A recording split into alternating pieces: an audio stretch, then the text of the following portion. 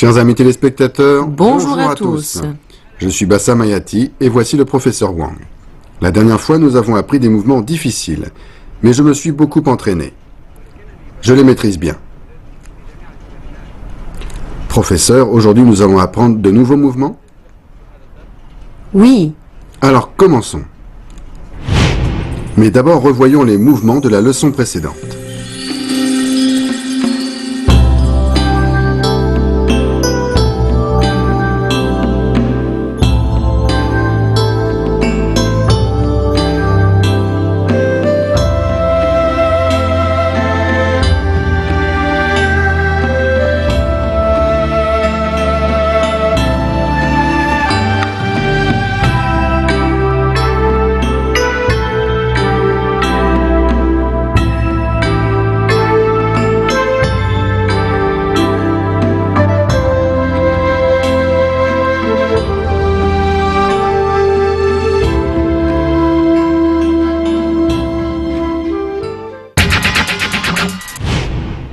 Voici maintenant les mouvements que nous allons voir aujourd'hui.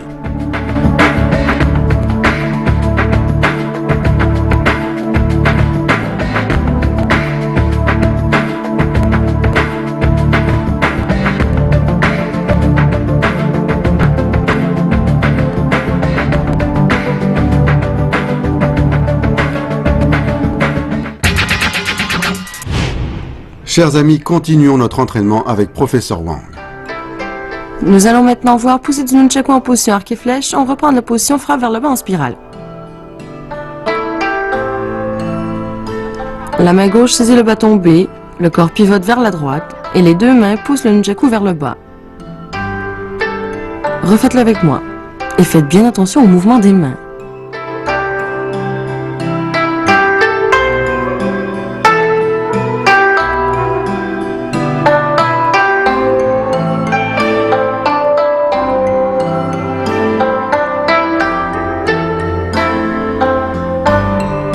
On continue avec le nunchaku dans le dos en position du petit T. On reprend de la poussée du nunchaku en position arc et flèche, en position. La main gauche vrille vers l'intérieur, ce qui fait faire un tour au nunchaku de l'intérieur vers l'extérieur. On ramène le pied gauche en position du petit T. Le nunchaku est placé derrière l'épaule droite. Les yeux regardent devant. Bien, faites-le avec moi. Faites attention aux mains.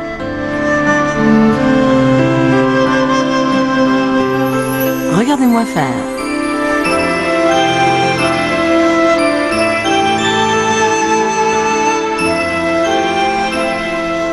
On continue avec Suchin, porte son épée dans le dos. On reprend du nunchaku dans le dos en position du petit T. En position.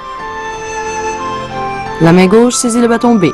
La main droite lâche le bâton A. En même temps, on avance le pied gauche pour se mettre en position arc et flèche. La main gauche fouette vers le haut avec le bâton B en position de saisie sous l'aisselle. Ensuite, on avance le pied droit et on fouette vers le haut et on se retrouve ainsi en position de saisie sous l'aisselle. Faites-le une fois avec moi.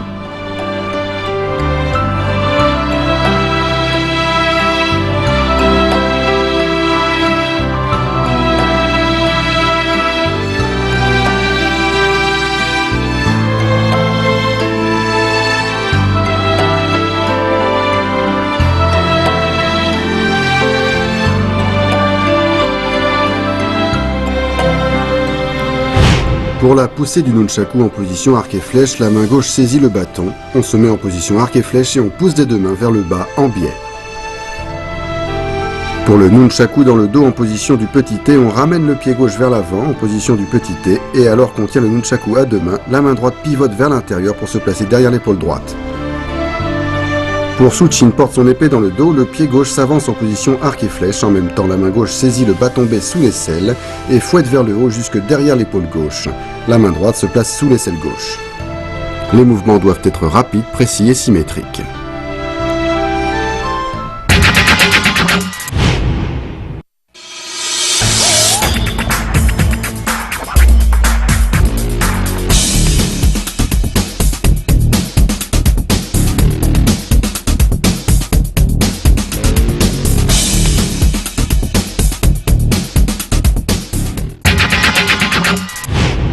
On continue avec la frappe vers le bas en reculant. On reprend de soutien, porte son épée dans le dos. La main droite frappe vers le bas pendant que la paume gauche frappe vers l'avant. Le pied droit se recule en position du pas vide. La main droite soulève le bâton vers l'avant et saisit les deux bâtons. Bien, faites-le avec moi. Veillez à ce que vos mouvements soient synchronisés et précis.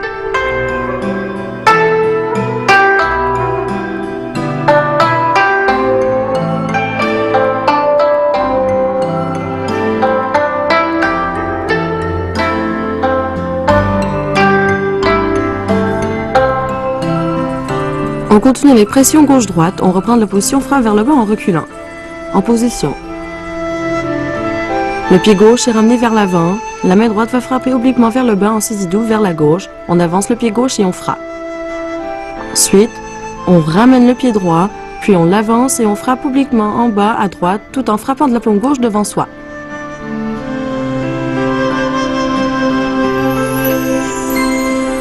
Faites-le une fois avec moi en faisant attention au mouvement des mains.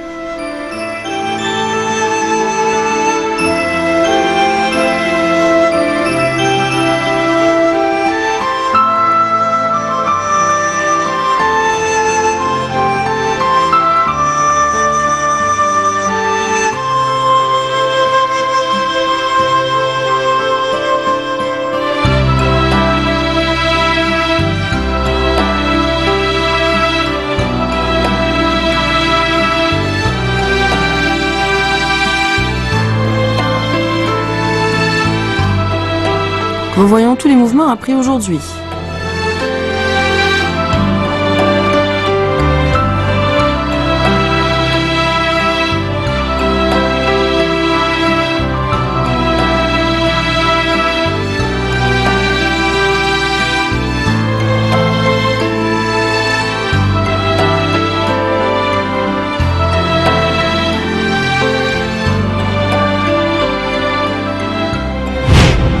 Pour la frappe vers le bas en reculant, le pied droit se recule pour prendre la position du pas vide.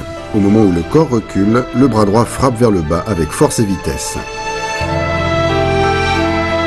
Pour pression gauche-droite, la main droite récupère le bas tombé en double saisie droite. Ensuite, en position arc et flèche, on vient frapper à gauche puis à droite. La force vient des hanches et est amenée jusqu'à la base des bâtons, le point d'impact. Nous allons maintenant poser quelques questions au professeur.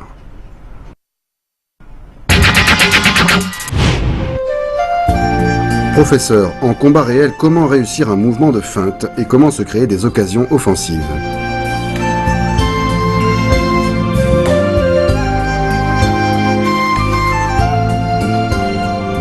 Une feinte est faite pour troubler l'adversaire afin de le faire réagir à tes mouvements de main, de pied, de corps et d'yeux ou qu'il commette une erreur.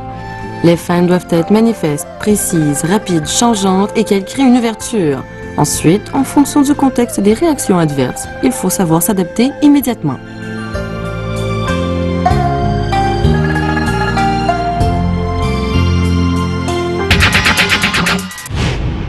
Aujourd'hui, nous avons vu des mouvements difficiles comme pression gauche-droite. Voici Bassam, je te regarde.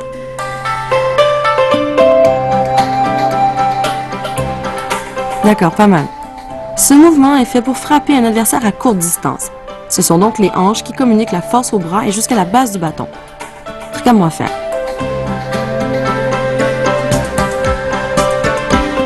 Vas-y à toi maintenant.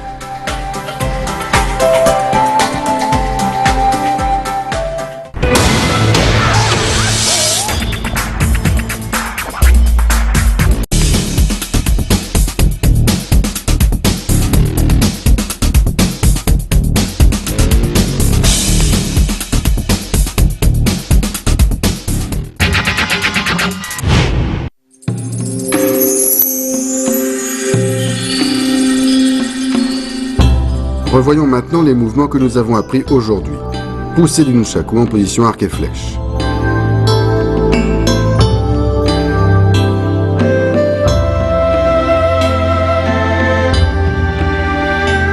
Le nunchaku dans le dos en position du petit T.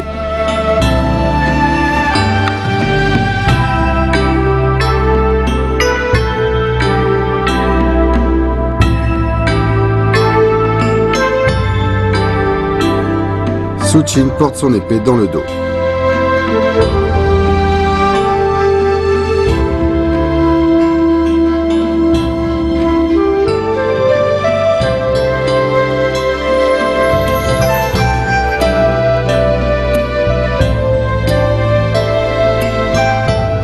Frappe vers le bas en reculant.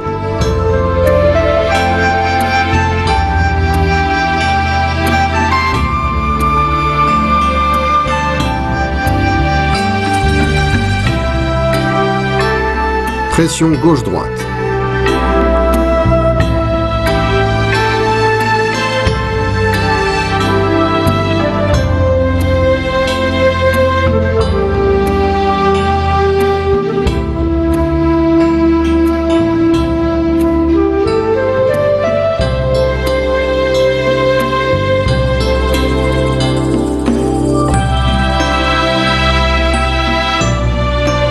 Et voici maintenant tous les mouvements d'aujourd'hui enchaînés.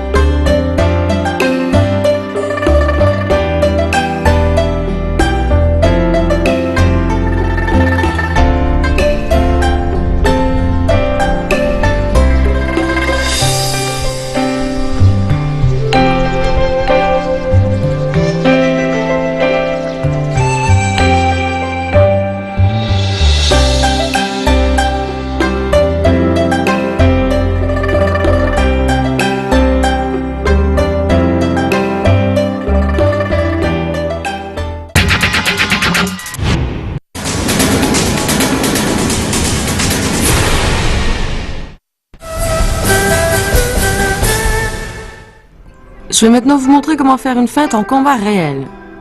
Une feinte sert à casser le rythme de l'adversaire. C'est par la surprise que l'on se crée la victoire. Je vais vous montrer.